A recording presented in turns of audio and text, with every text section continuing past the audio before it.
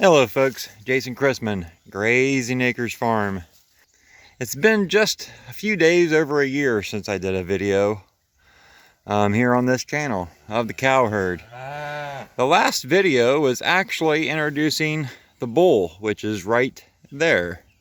He's got two tags. He's got a red tag and a white tag in his ear. He's done a great job for us the last year. You can see a number of calves here in the group. The ones with the white head are from the bull before him, which was a Hereford bull. All of the black calves are from our new Pharo bull there.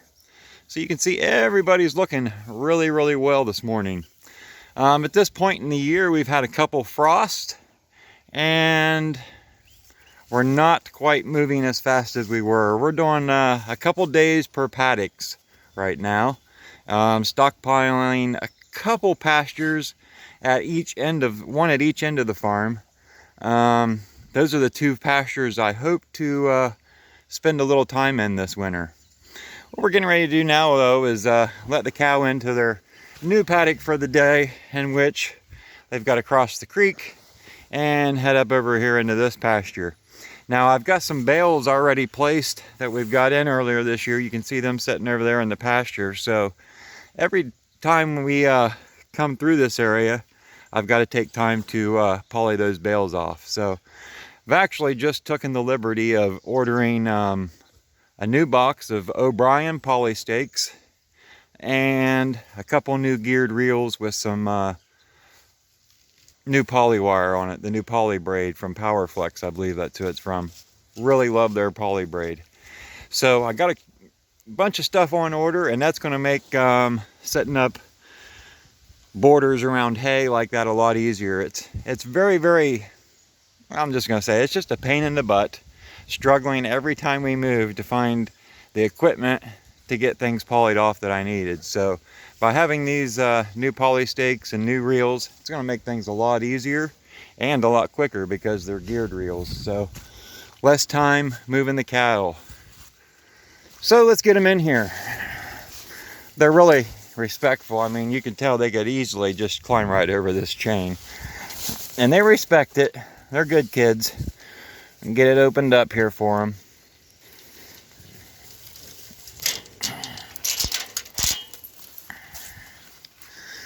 "19, you gotta move out of there, girl. The gate's going that way, honey. Number 5, back up, girl."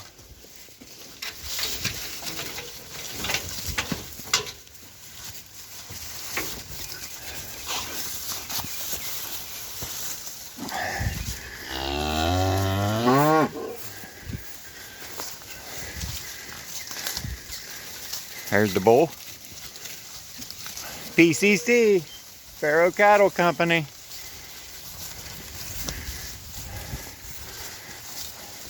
This is something I need to mention. This is one of my twins we had this year. And we had 4 sets of twins this year. Unbelievable. The really unbelievable thing about each set of twins was they were all bull calves. Every single case. Now, out of them 4 cases,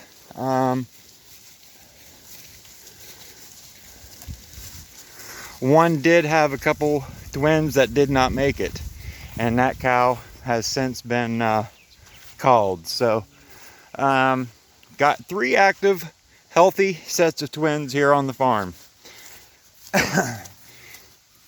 At first, I kind of thought maybe the bull that we just introduced had some effect on the twins, but after doing a little research, this is Charlie. Let's go, Charlie Brown. And this is going to be my last cow for me to calve, or for our farm. Look at her, she's big as a boat. Could there be twins in there? It's crazy to ask yourself that, but when you've had 4 sets to this point, let's go.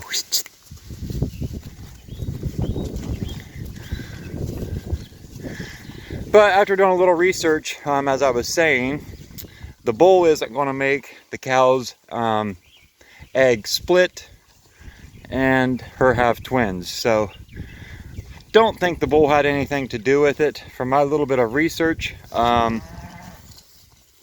I've learned, or from what I've learned from my little bit of research, is that a good grazing period where the cows were doing really, really well would encourage the egg to divide or split and therefore have twins. So I guess from what I'm reading, I should give myself a pat on the back for doing a really good job those months with the cows. Their health was just right at the top notch. Come on, let's go. We're not playing in the water. Get some younger calves, and they just do not like to cross this creek. There's several times I've got to carry them across. Let's go, girl. Get up there with Charlie. Charlie Brown will show you where to go.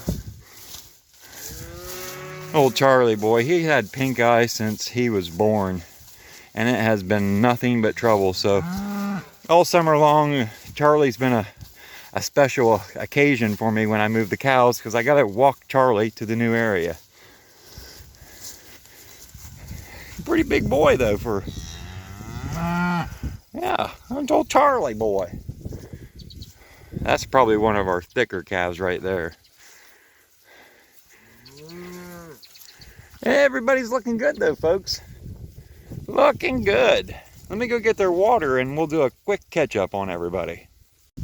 What we're looking at here is a new pressure reducer that I've experimented with this year, and it's worked really, really well. The reason I use the pressure reducer is during the summer, when we have our hot months, this hose heats up in the summer sun. And with the pressure of the water, what happens is the hose begins to expand and get bigger. And when it starts to expand and get bigger, the walls of the hose begin to stretch and get thinner. And then it doesn't take much at all to poke a hole in the hose, and then got to replace it, and that's very costly.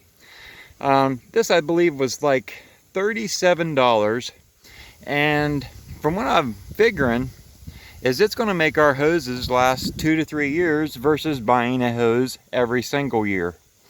And like I said, it's worked very, very well. Now that we're getting into the colder months, soon I will be able to remove it and the hose will not have any problems because it is cold. Got the cows all starting to graze, coming around to get something to drink. Here comes Mr. Wooly Bully. I've been calling him Waldo.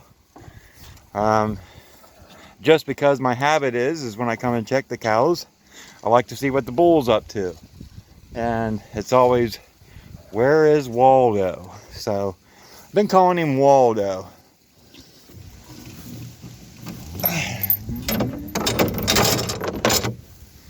Pick my chain up. I take this chain and I use it to carry the livestock, or to tow the livestock tank, and then when I'm done getting it moved, I throw it up there so the cows aren't pushing it down into the mud. Haven't really had any issues out of Waldo. He's been a really docile boy. The only time I have any concerns is when we get to a neighboring farm that has a bull. And it's not that he is trouble. It's all the other bulls around us that are trouble. Isn't that right, Waldo? Ain't you? You're a good boy. He likes to ride on my four-wheeler, but he is gentle, so I don't give him any grief for it. Had a couple occasions this year where one neighbor on one side, their Hereford bull came over, and I came up the next morning and found him in with the herd. The owner of that bull ended up coming into our herd and sorting him out and getting him back where he belonged. Then just a couple weeks ago, on the other side of the farm, went to check the cows one day, and as I'm sitting there watching the cows, a Black Angus bull walks into the pasture, and I'm like, where the heck did you come from? But once he seen Waldo, he turned around and went right back out where he came in. He wanted nothing to do with Waldo. But he was about a third of the size of Waldo, so understandable. So as far as him leaving the farm or giving me any troubles, not so much. It's everybody around us. And I'm thankful for that I haven't had any bull issues myself. He's a very curious boy. The rest of the cows doing really, really good. You can see their condition. They look great. This girl calved a couple months ago. This one early spring. That one late spring, I believe. And one thing I want to mention, and I'm super excited about it, is we got rid of our number 10. He was a steer. He was very skittish. He was very hard to work. And he made the rest of the herd nervous when any kind of pressure was put on him. And that pressure could be just staring at him too long would make him nervous. So I'm glad to say he is gone. My herd is a lot calmer.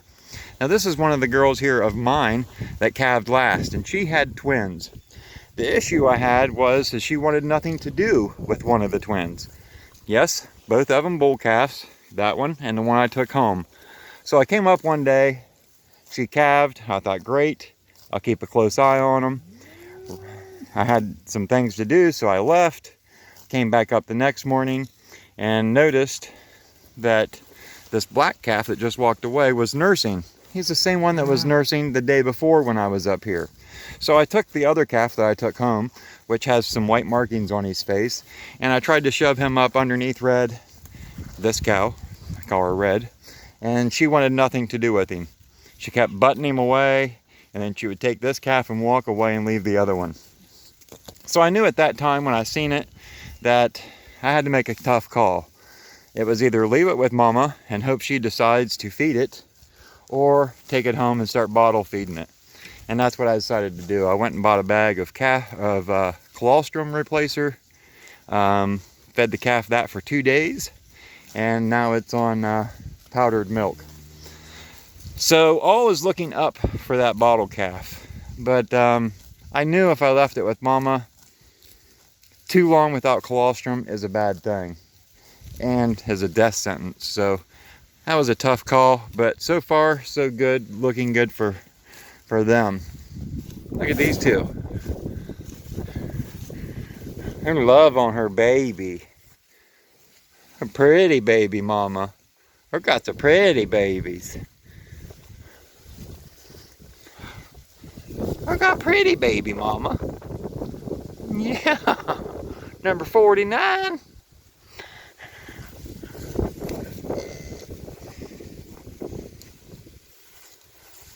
So just a quick update video.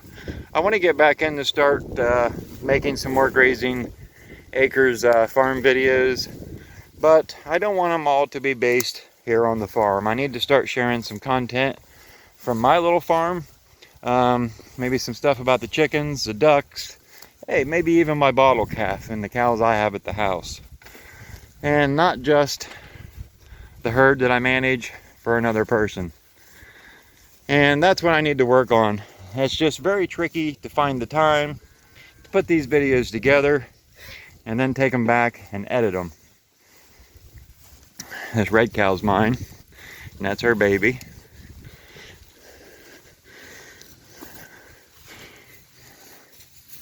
That's Millie and her baby.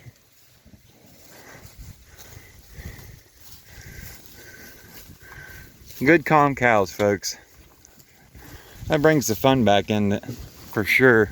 I've been dealing with number 10 for a long time. Made things very tricky.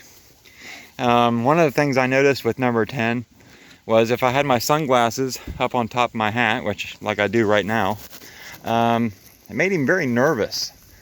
I experimented with several different things, and I noticed that as long as I was on the four-wheeler and not walking, I could pull right up beside number 10 and he had no problems with it. As soon as my feet hit the ground, he was a nervous wreck. Very strange how these easily stressed cattle react to different things. But if you observe it while you're around them, you can learn a lot about it. And that's just what I did. Tried to pay as much attention to the things that alerted number 10 as I could. Now look there, number 19. Come here, girl. you got a cocklebur on you, you got another one right there. Don't be planting cockleburs. Look, you got one on your face. Come here. I know, you don't like to be touched. Anyway, folks, hope you enjoyed today's video. If you have any questions or comments about anything I said, you can leave it down below. And I think I'm going to go ahead and link that pressure reducer that I'm using down in the video description if anybody's interested in using it. I could say it's done a great job for me, and it's been very, very handy. So thanks again for watching, and we'll see y'all in the next video.